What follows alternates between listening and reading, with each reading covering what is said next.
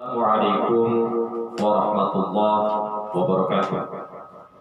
Bersyukur kepada Allah Subhanahu wa ta'ala dengan mengucapkan alhamdulillahirabbil alamin.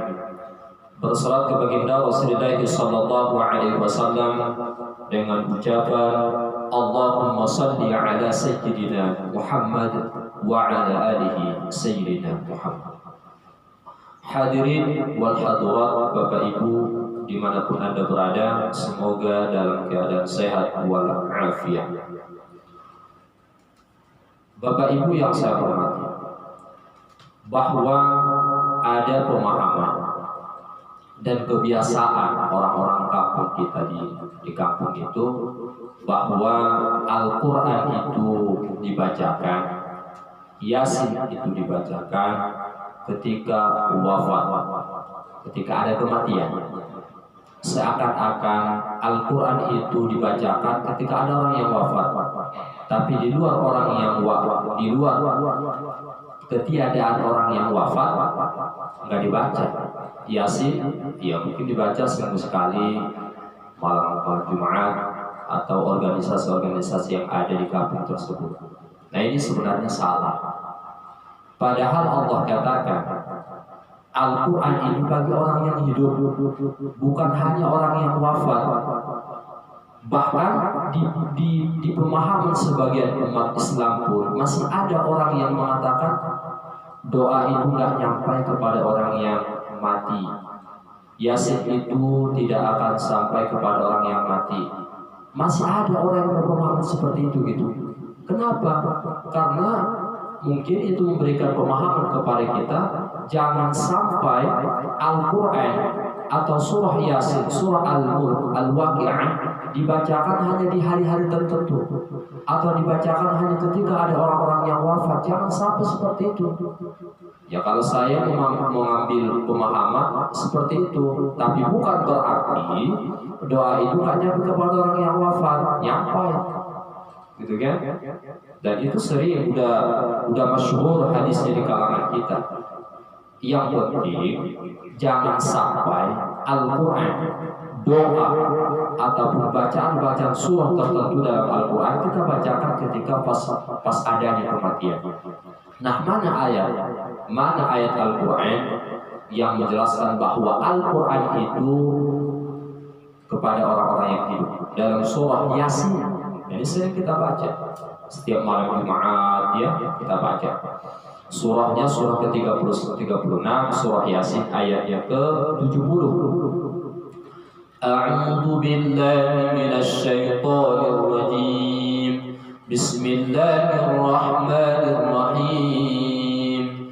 Liyundhira man kana hayyan wa yahiqqal qawlu 'alal kafirin. Shadaqallahul 'azim. Insyaallah. A'udzu billahi minasyaitonir rajim. Bismillahirrahmanirrahim. Liyundhir, dan supaya Muhammad memberikan peringatan, man kana hayyan wa yahiqqal qawlu 'alal kafirin, hayyan kepada orang yang hidup, hayyan hidup. Jadi Allah memberikan Al-Quran, menurunkan Al-Quran melalui malaikat Jibril alaihi salam ila Muhammadin, kepada Rasulullah sallallahu alaihi wasallam, untuk disampaikan kepada umatnya. Dan itu umatnya bukan yang lagi mati, bukan yang lagi wafat, akan tetapi itu masih hidup. Dan memang disampaikan kepada orang yang hidup. Kalau sudah mati ya wassalam. Tinggal bagaimana kita mendoakan kepada Allah Subhanahu wa ta'ala. Urusannya sudah selesai, tinggal kita yang hidup. Nah, ini ada Allah Subhanahu wa ta'ala memberikan Al-Quran kepada kita sebagai ladang ibadah buat kita, sebagai pedoman petunjuk. Dan bahkan Allah Subhanahu wa ta'ala sering memperingati kita lewat dari mana? Lewat dari Al-Quran, lewat daripada di sekeliling yang Allah berikan kepada kita ujian, bencana. Itu semuanya peringatan dari Allah. Karena peringatan ada dua, ada qaul yang diperingatkan oleh Allah Subhanahu wa ta'ala, ada juga secara kauniyah sebagai ciptaan Allah. Allah ciptakan di hadapan kita sebagai peringatan kepada kita. Allah berikan kita musibah, Allah berikan kita sebuah sebuah lika-lika kehidupan yang mungkin itu memberikan peringatan kepada kita, adanya kematian, adanya bencana, adanya kebakaran, adanya tsunami, itu semuanya peringatan dari Allah.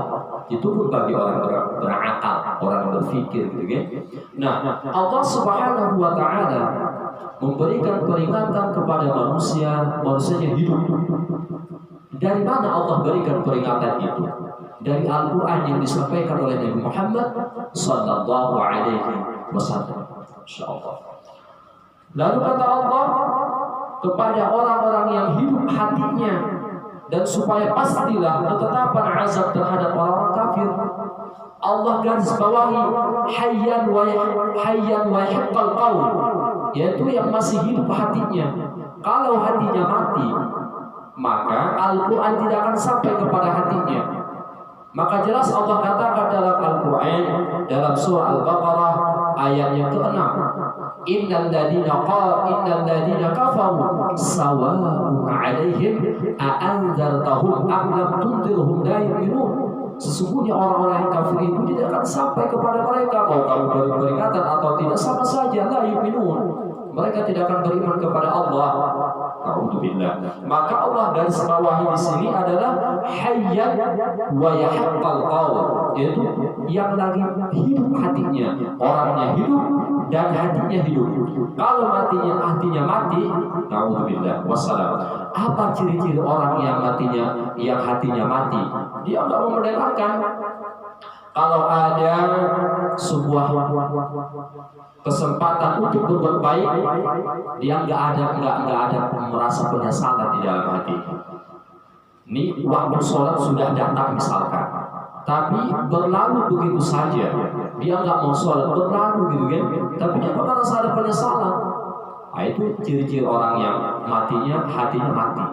Atau misalkan dia melakukan kemaksiatan, melakukan dosa, juga tidak ada merasa menyesal kepada Allah, enggak merasa berdosa di hadapan Allah Subhanahu wa taala, ini juga mati. Lalu ada amalan yang besar, misalkan subuh, tahajud, berlalu begitu saja, dianggap sepele, gitu kan? Dia nggak mau mengerjakan, biasa saja. Nah, itu ciri orang yang hatinya mati. Na'udzubillah. Maka Allah sampaikan Al-Quran itu sampai kepada hatinya, kepada orangnya, kepada benak pikirannya, kalau dia menerima apa yang dia terima dari Allah Subhanahu wa taala. Lalu kalau dia menyengaja untuk menutupi dirinya untuk supaya jangan sampai Al-Quran itu kepada dirinya, na'udzubillah. Nah, inilah yang Allah katakan alal kafirin, tidak akan sampai, dan bahkan azab yang keraslah kepada orang-orang yang kafir, yang mereka menyengaja menutupi dirinya sendiri daripada kebenaran.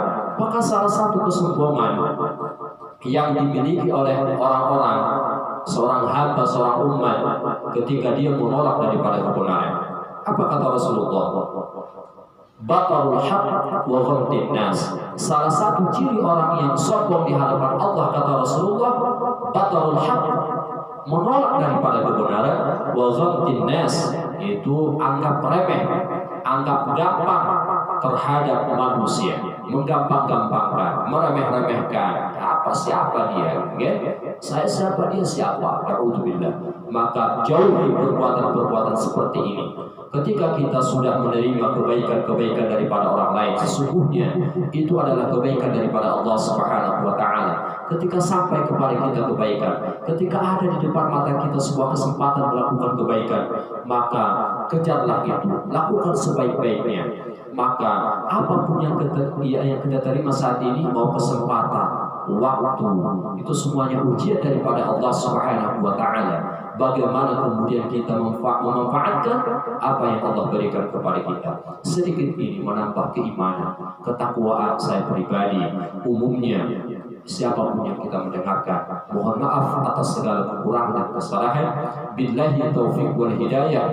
Wassalamualaikum warahmatullahi taala wabarakatuh.